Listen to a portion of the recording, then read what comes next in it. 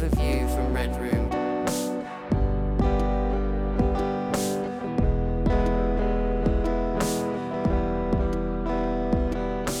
This is the view from Red Room.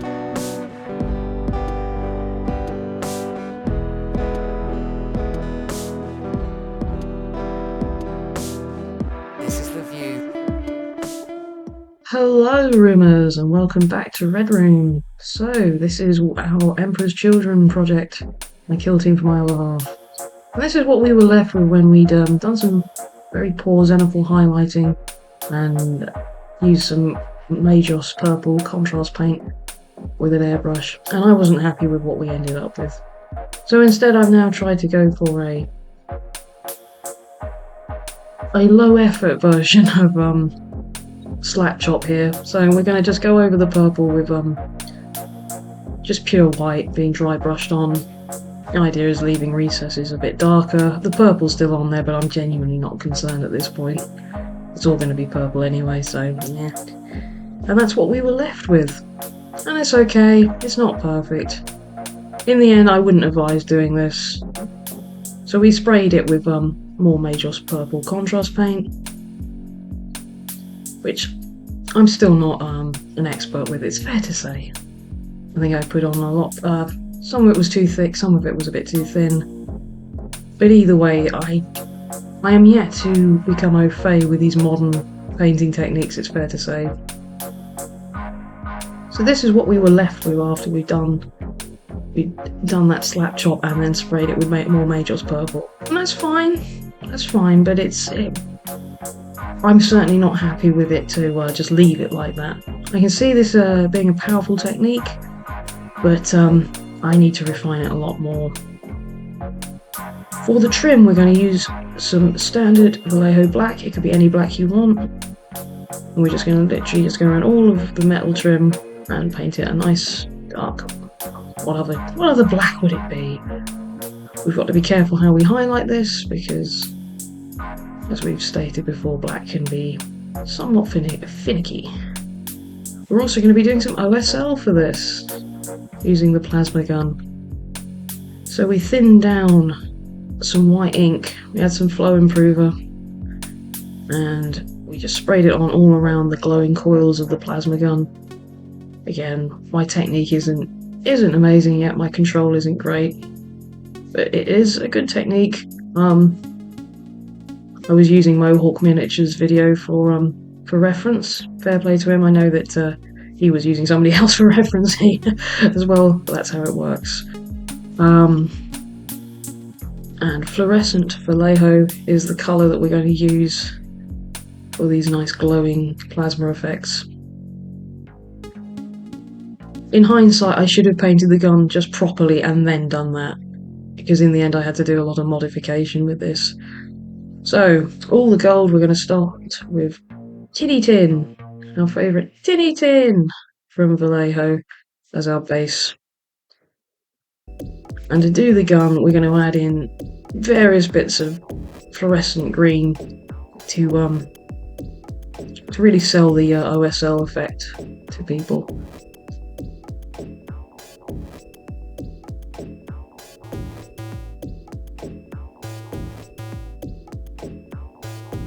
Just doing the horns now with the gold trim there. And here comes the fluorescent paint that we're going to use, along with our polished brass, or bronze rather, and some glorious gold. All of these are from Vallejo. Yeah, polished bronze there.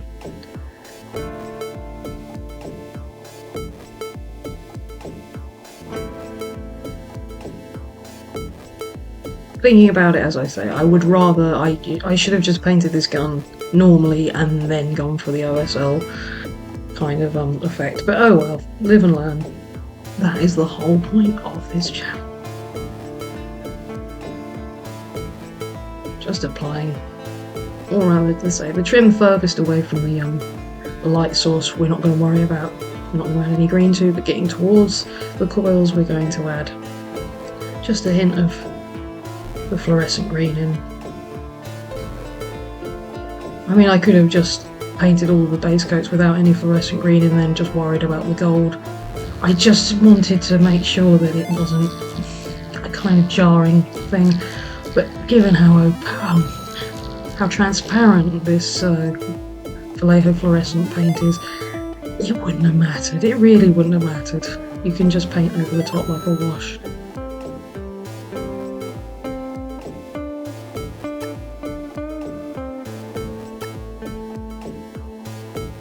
But overall, I'm pleased with the effect that I got on the model. Found matte varnish actually kind of dented the effect a little bit. The other thing I would have done is assemble the other arm and stuck it onto the gun, because yeah, it would have made it a lot easier. Because this is the thing with OSL, you've got to think of the whole model, everywhere that's going to be cast with light. You can't just look at it in isolation, because that's not how light works. And I find this is one of my dilemmas with OSL, is just how far to go with it.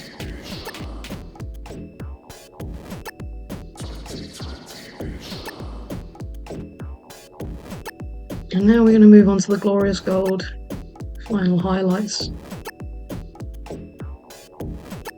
And this is the same process that's being used all over the rest of the model, but without any green added, because it doesn't need it.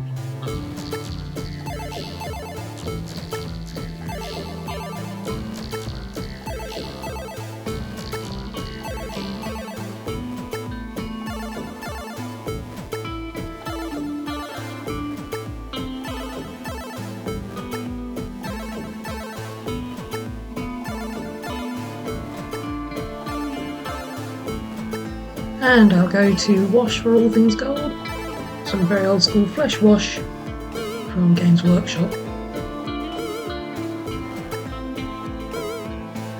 Did try and use burnt umber Liquitex ink, but no, that's not the right colour for this sort of thing at all. So the hunt continues. I may look into Vallejo's ink selection.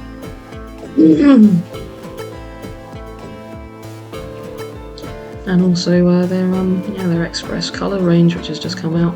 Looks very interesting. So putting the wash anywhere there's gold. We're not worrying about green and such like now. So we're using some cacophony purple and some royal purple from Vallejo.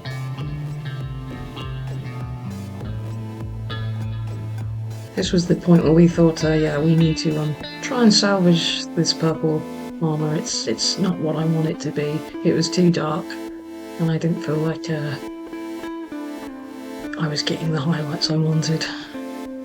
So, adding a little bit of the cacophony purple to the royal purple. We're going to do this as a primary highlight, and as we always do, we're going to build up with lighter and lighter highlights before we use the Majos purple as a wash instead, which I actually feel in the end was a successful technique. So I'm going to be running with that a bit more. This is the first of the kill team that I painted, so of course there's going to be modifications to the technique.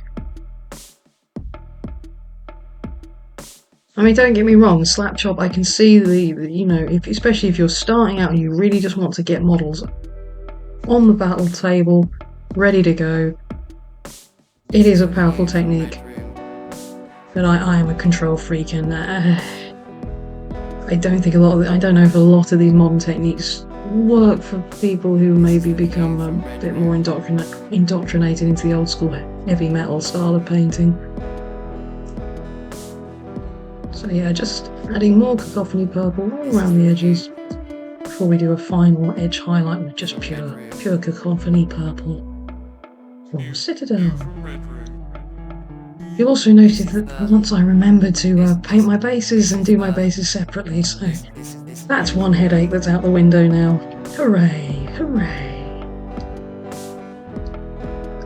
Leaving the darkest recesses completely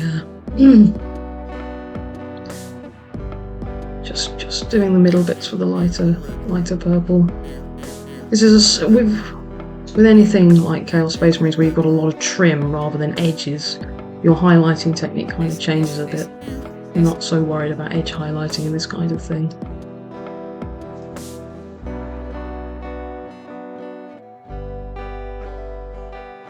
And now we do the final edge highlights all around. This is the view from Red Room.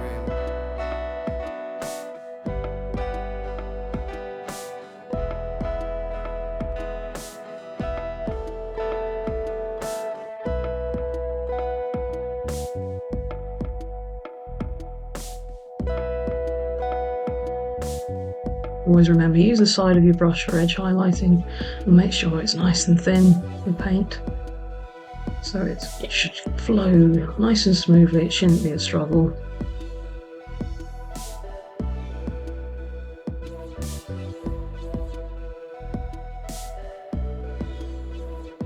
And we bust out the Majos purple again, the contrast paint. And this time we're going to use this as a wash, which I found here it was a much more successful way to do this.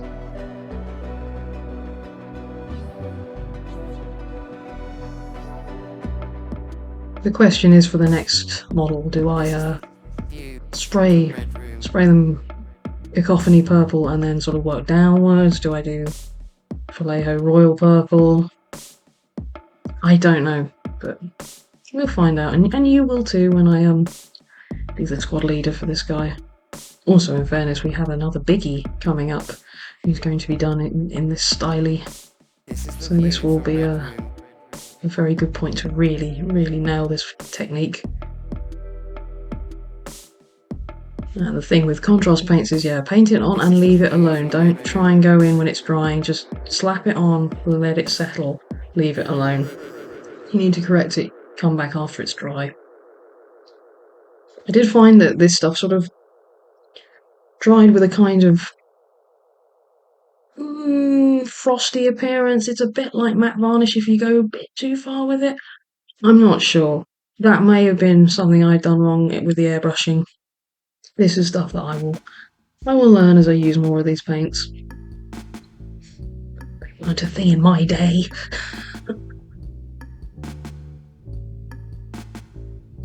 So with all of that done, we're going to move on to our silver metallics. And we're using gunmetal silver, or what is it called? Let's find out.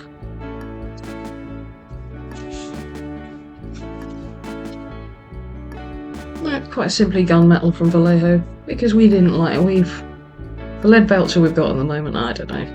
I'm not happy with how it's coming out. I do rate Vallejo's metallics a lot.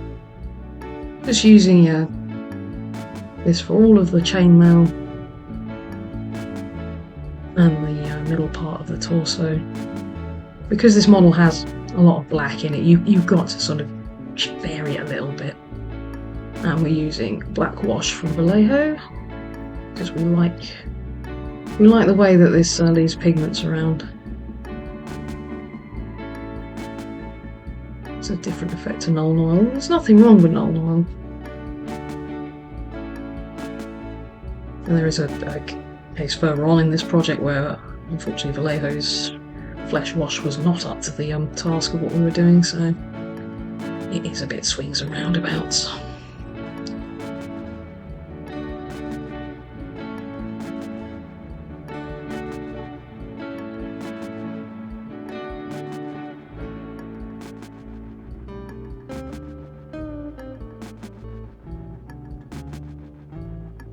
Into all the crevices to darken it all down, as you all know. So for the horns, we're using some green brown from Vallejo. Just slapping it in. Not any great finesse for this bit.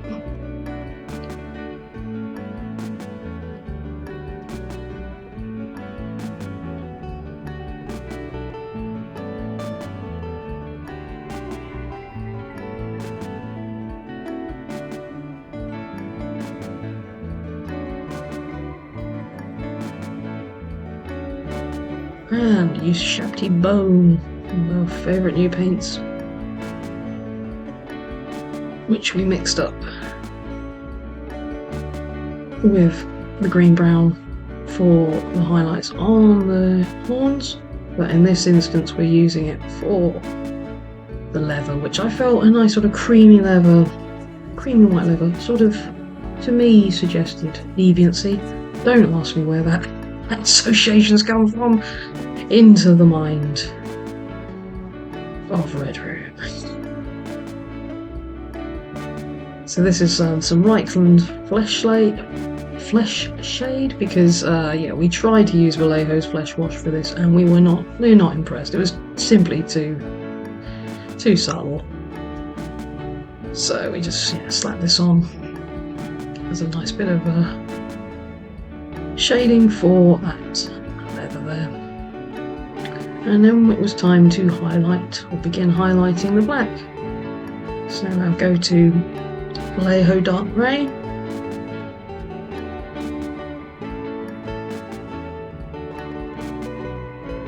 And then we will move into some Citadel Administratum Grey.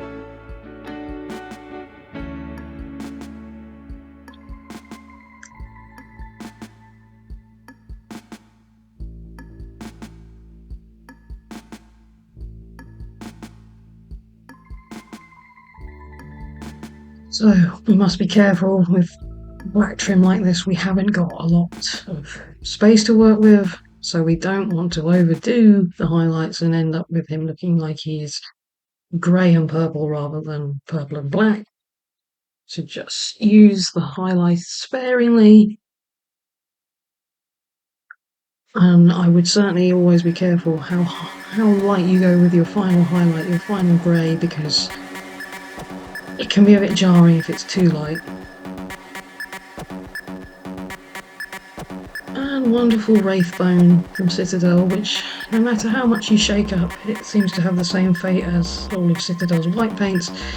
It doesn't go very well. So we mix this in to some used Shabty Bone, and this was our final highlight for these horns. What I don't show on here is I used Agrax Earthshade to shade all of these horns down because I felt they were a little bit too light, not dingy and grimdark enough. So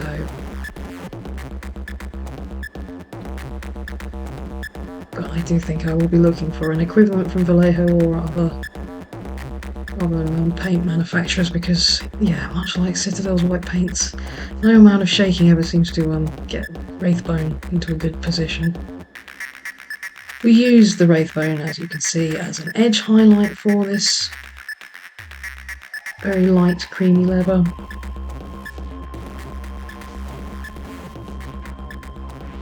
At this point we'd already painted over what we'd shaded with some more used Shabty Bone, just to neaten it up. Just going to take care around the buckle.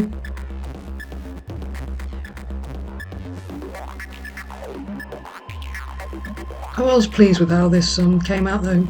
It's a very dark model, so you want some light, you want some sort of contrast in the trim. And yeah, I feel this leather worked well.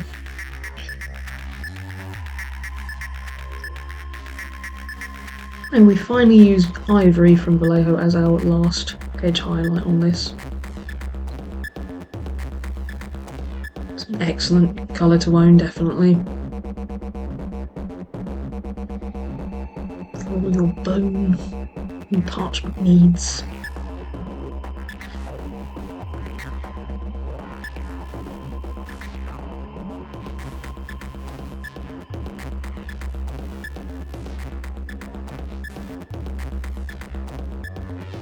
And not forgetting the little horn on his shoulder pad.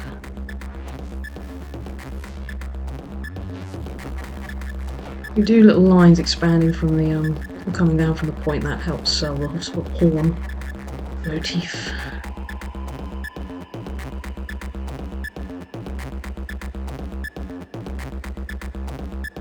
And now it was time to go over all of the metal, all of the gunmetal, that we'd shaded. So this is very precise sort of dry brushing, intermediate kind of dry brushing, where we're using a fine detail brush, but we're trying to be pretty careful and just skip over the top of all the detail, so that we don't end up obscuring any of the recesses, and we want to leave those, the darkest recesses completely untouched.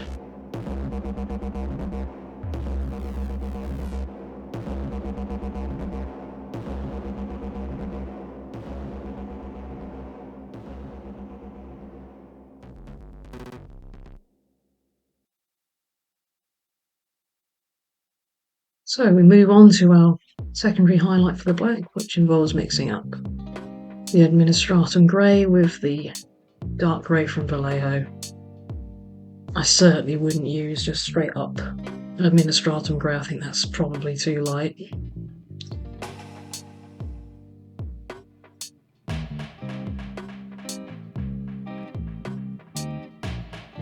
And this is pretty much a straight up edge highlight.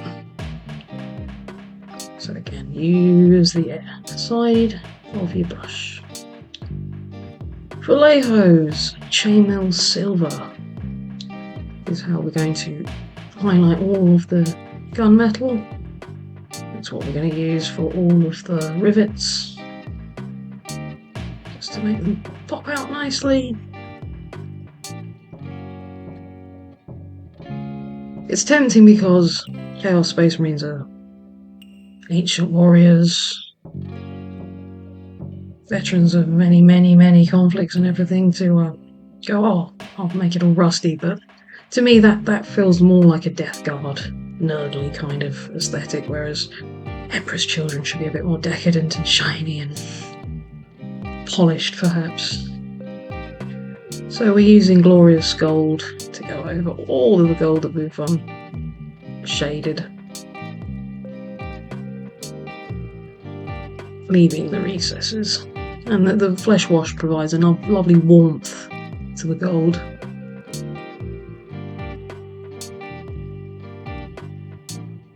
So some more black wash from Vallejo, and this is going to be used on all the black trim to darken it right down.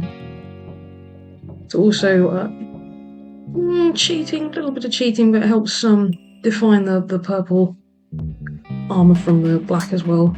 It has its own little shading.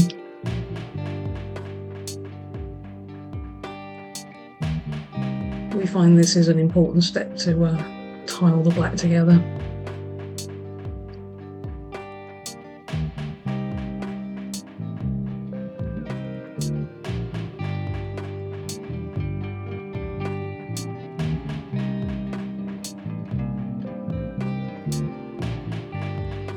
And our perennial favourite, our ancient Citadel Shining Gold, our go-to highlight for all things gold.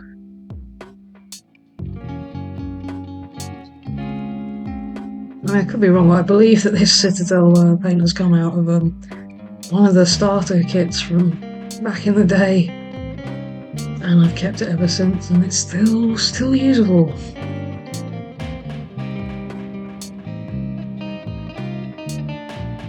And now we return to our beloved fluorescent green.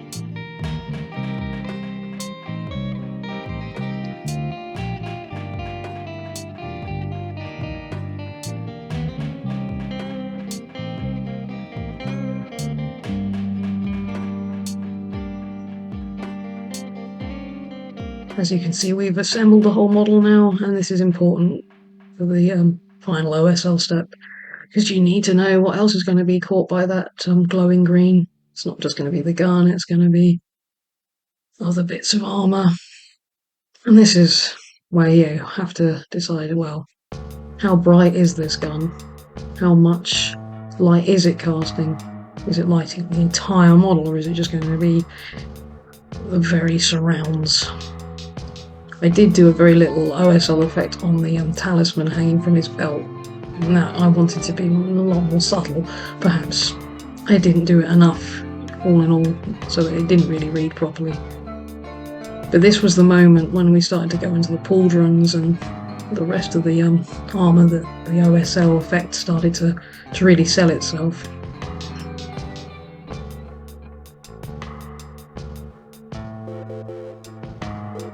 I wish I'd done more around the face, and as I said, I do think the matte varnish knocked a considerable amount of this off. It didn't seem to pop quite as much.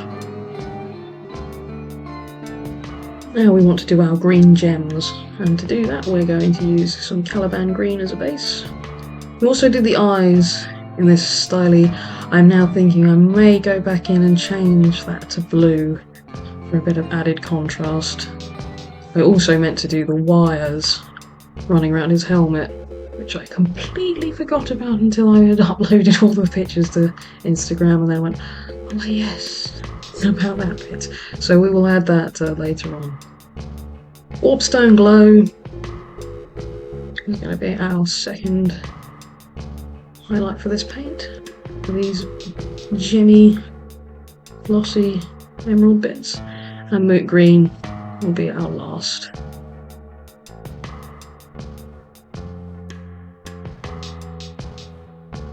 The problem we had here is because we've done green OSL on this model and we're using green in the eyes, it became a bit sort of, how to differentiate this. So yeah, I'm thinking maybe blue instead. And God knows we've got enough electric blue.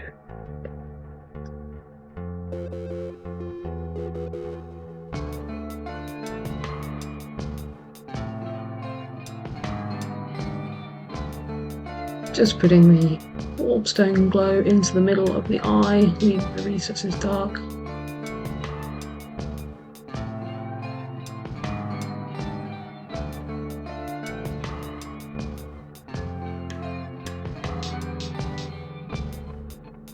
It felt like a slightly different process to doing Space Marine lenses, which are a bit more prominent, a little less recessed.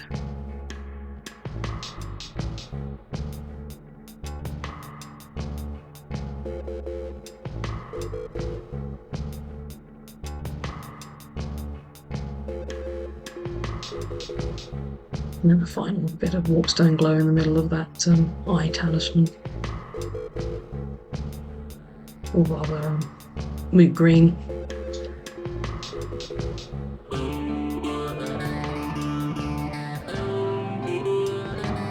Then we use some Beastly Brown from Vallejo.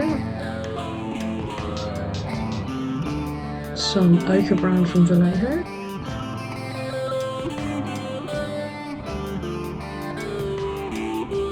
Some Avalon Sunset from Citadel.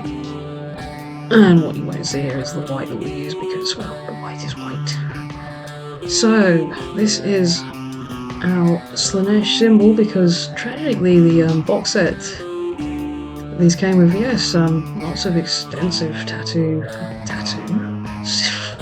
symbols, lots of extensive symbols and decals for all the other factions, but nothing Emperor's Children-y. Not even a nod to the Chaos Powers, so unfortunately we had to freehand this one. So we used our Beastly Brown as our base coat. We decided to do this in a non-metallic metal styly. Ochre Brown was our next go-to colour for this. If you want to see a much more extensive guide as to how to do this when you're doing symbols and what have you, sort of flat 2D NMM, please check out my Blood Angels tank video, the finishing touches, because yeah, I do a big chalice there and that will explain the technique better.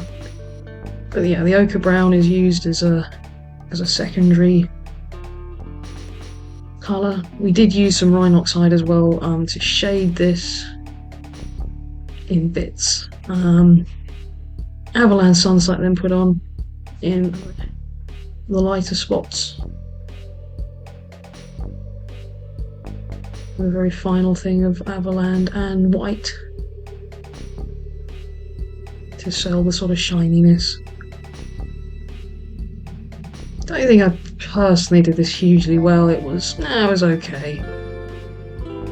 But when you see what I was using as a thing, you might cut me some slack. This did end up being a really long, drawn-out process and a lot of neatening up, which did take its time, but ho-hum. And the white finally must be used at the very last tips of everything to try and sell the shininess aspect. But I do think I could do with finding some decals for Slanesh. That was where we were left with when all was done.